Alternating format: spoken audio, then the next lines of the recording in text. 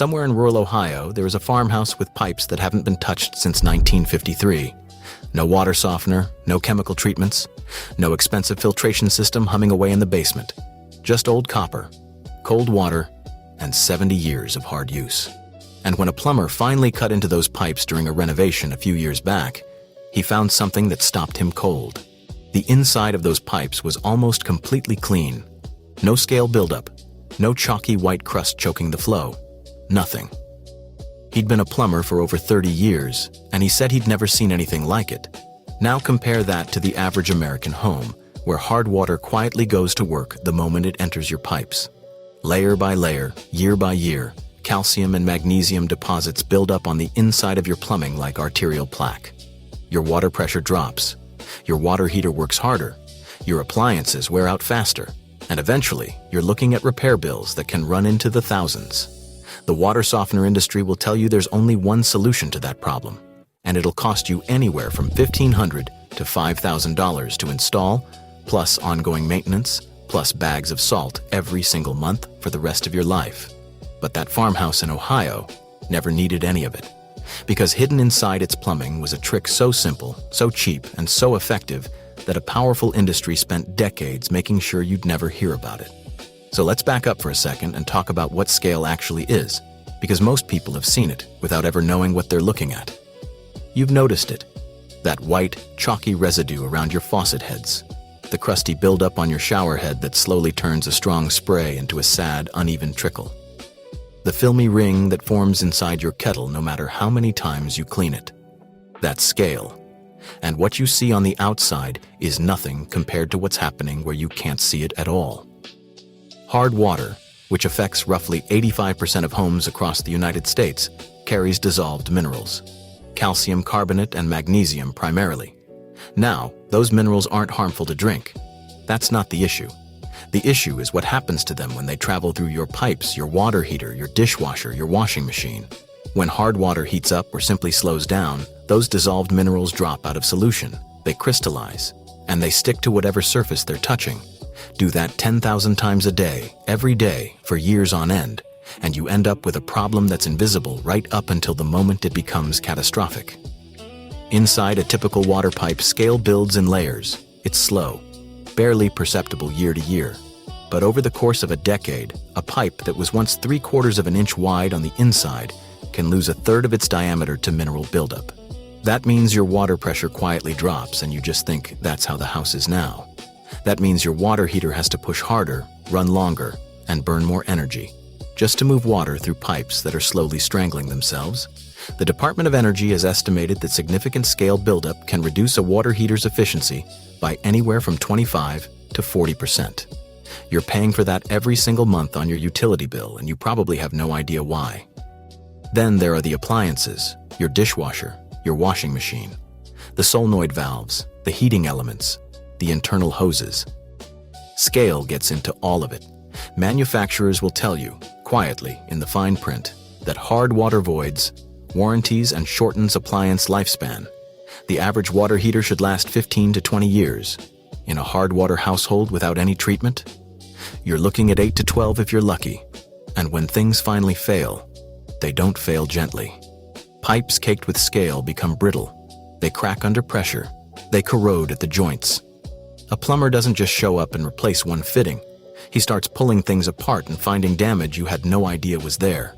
This is the slow, quiet disaster happening inside the walls of millions of homes right now. It doesn't announce itself. It just chips away at your infrastructure, your appliances, and your wallet, one microscopic mineral deposit at a time. And the industry that profits from solving this problem would very much like you to believe that solving it is complicated, expensive, and entirely dependent on them. So what if the solution isn't complicated at all?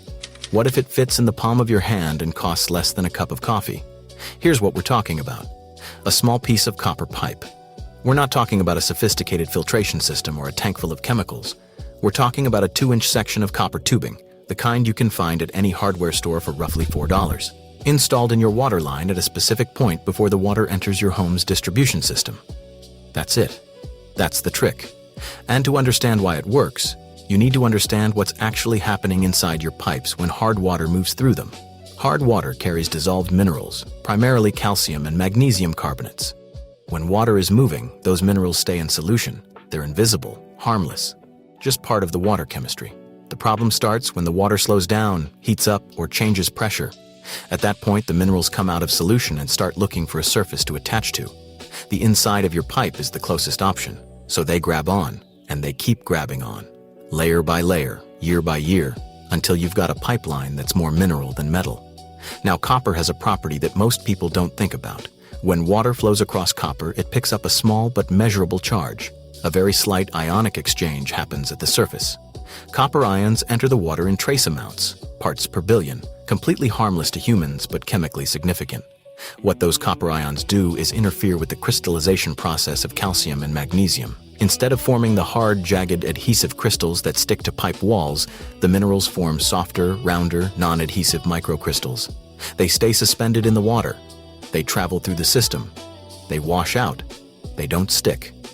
This is not magic. This is not folklore. It is electrochemical science, and it has been studied and documented in peer-reviewed materials, science literature going back decades. The process even has a name. It falls under the broader category of what researchers call physical water conditioning. The copper acts as what's called a nucleation disruptor. It changes the physical structure of the mineral crystals before they ever get a chance to build up on your infrastructure. The key to making it work is placement and surface contact.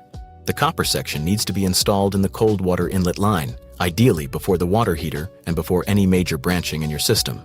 The water needs to be in contact with the copper long enough for that ionic exchange to take place, which is why flow rate matters.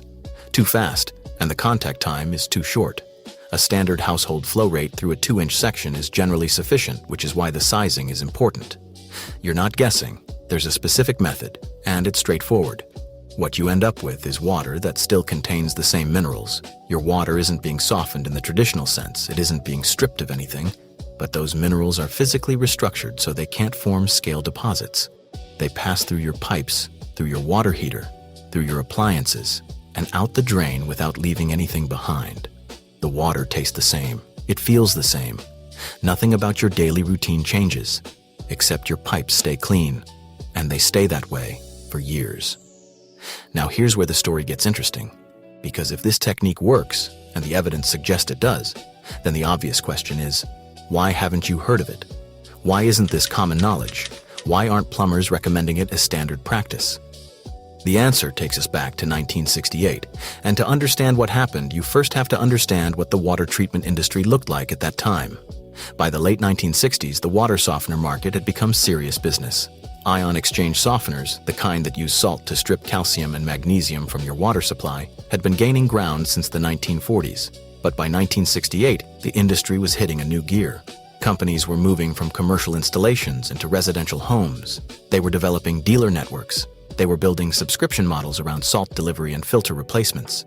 They were, in other words, constructing exactly the kind of recurring revenue machine that makes investors very happy.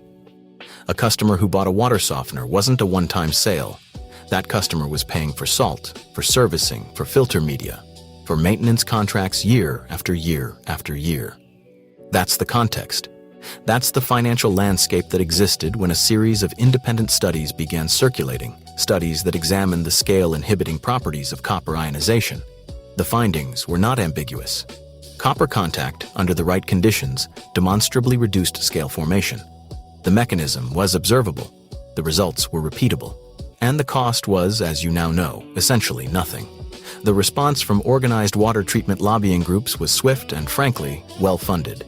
Industry associations began pushing back against the research, not by disproving it, but by burying it under an avalanche of competing literature, by lobbying regulatory bodies to exclude copper ionization from official treatment recommendations, and by ensuring that the professional training programs used to certify plumbers and water treatment specialists made no mention of it whatsoever.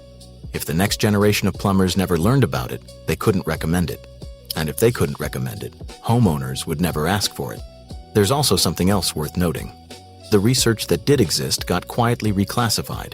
Studies were categorized under obscure technical headings. Industry journals that depended on water softener advertising revenue declined to publish independent findings that challenged the dominant product model.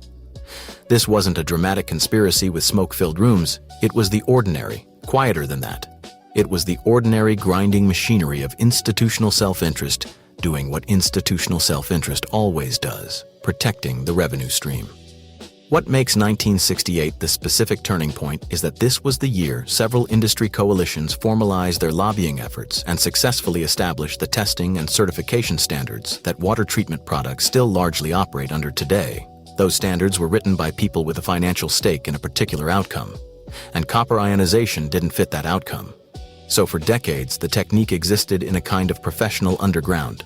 Old-school plumbers passed it down like folk knowledge. Rural homeowners stumbled onto it by accident. A few independent researchers kept documenting it in papers that never reached mainstream audiences. The information was never destroyed. It was simply made invisible.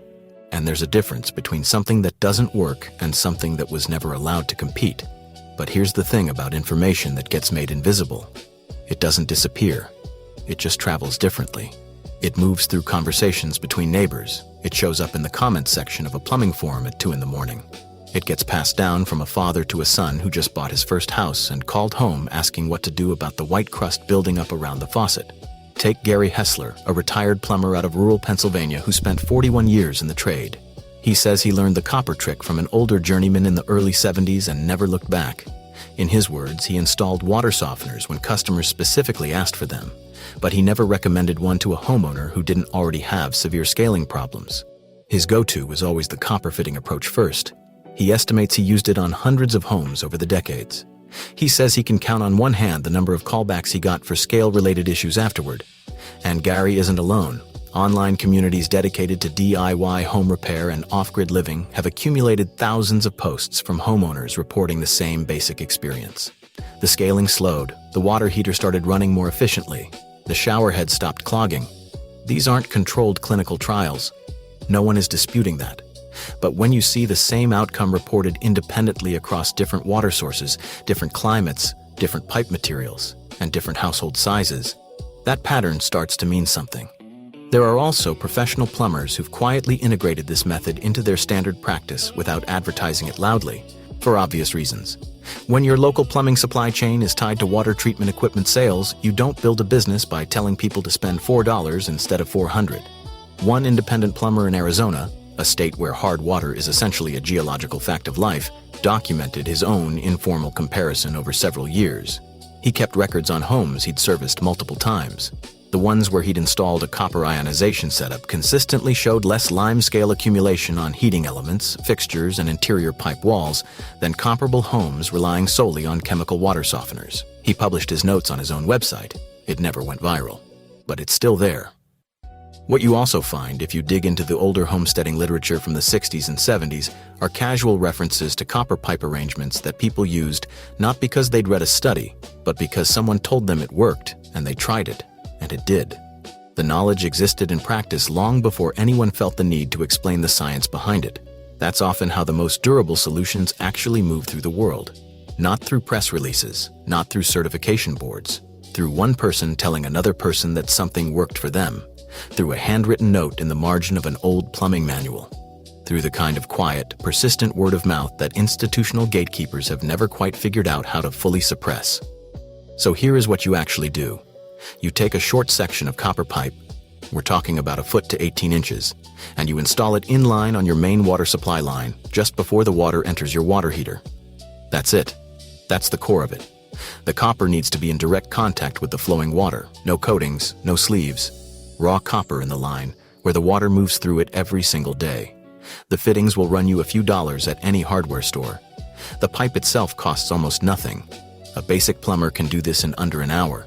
If you're comfortable with simple plumbing work, you can likely do it yourself in an afternoon. And if this is the first time you're hearing about this, you're probably asking yourself why nobody told you sooner. That's a fair question. Share this with someone who's dealing with hard water problems, or who just dropped $1,000 on a water softener they didn't need. Leave a comment below telling us what you found inside your old pipes, because some of those stories are genuinely remarkable. And if you want to keep seeing the kind of research that the big industries would rather you never stumble across, subscribe. There's a lot more buried out there. We're just getting started digging it up.